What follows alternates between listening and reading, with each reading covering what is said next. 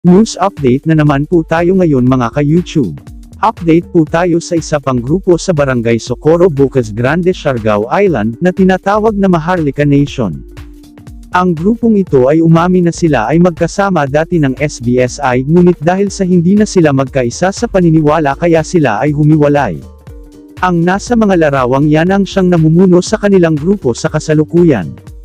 Sinasabing ang grupong ito ay may sariling pamahalaan, ngunit mariin naman kung tinutulan ng kanilang pamunuan. Anila ang mga ipinagbabawal dito ay tulad ng sigarilyo, alak, soft drinks, bawal din ang mga nakasando at nakashorts sa kanilang pamayanan, ngunit malaya naman umanong pumunta sa kabayanan ang kanilang mga nasasakupan. Ngunit hindi maitatanggi na sila ay may sariling bangko na siyang inyong nakikita na may pangalang IBM o International Bank of Maharlika. Bukod pa dyan may sarili rin po silang pera na ginagamit sa kanilang komunidad at yan din po ang nasa larawan. At kung kaayusan naman po ang pag-uusapan sa kanilang lugar, hindi may tatago ang maaliwalas, maberdi, tahimik at napakalinis na kapaligiran. May magaganda at matitibay din po silang mga pasilidad tulad ng inyong nakikitang yan na ginagawang gym, at yan naman po ay kanilang tinatawag na White House kung saan dyan umano nila tinatanggap ang lahat ng pupunta at bibisita sa kanilang komunidad.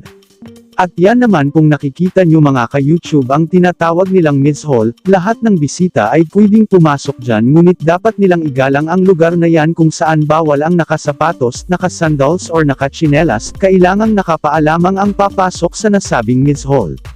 At kung sa kanilang mamamayan naman ang pag-uusapan, sinasabing very accommodating naman sila at mababait at welcome na welcome ang lahat.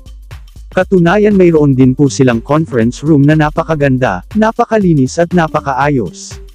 At dito rin po makikita ang mga larawan ng mga kilalang tao sa ating bansa. Nang sila ay pumunta sa Maharlika Nation, hindi lang kilala dahil sikat kundi mga pangulo pa ng ating bansa.